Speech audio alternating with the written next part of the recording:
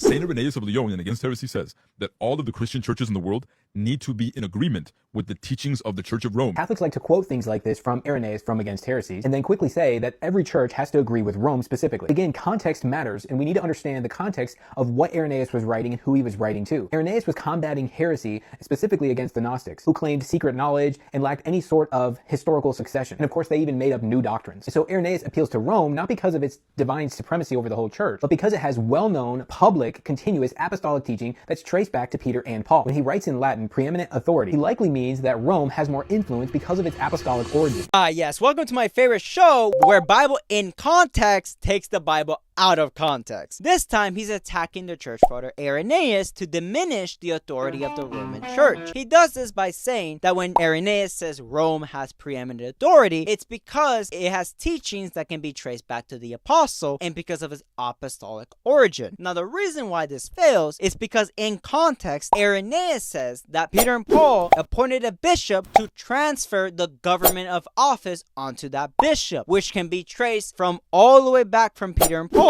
to Irenaeus' time. Which means when Irenaeus says that every church must agree with the Roman church on its preeminent authority, that preeminent of authority is based on the government of office that Peter and Paul handed down to the first Roman bishop. And if Irenaeus was saying that this authority was based on teachings and apostolic origin, he wouldn't say every church. He will say every heretic, which means if this government of office is still in place today, the rule Irenaeus gives is still in effect today, which we see with the Roman church today, because the Pope, even if you want to disagree, his line of bishop can be traced all the way back to the time of Peter and Paul, when Peter and Paul first gave their government of office onto the first bishop, which means that today every apostolic church must agree with the Roman church because of its preeminent authority, which is based on the government of office that Peter and Paul gave.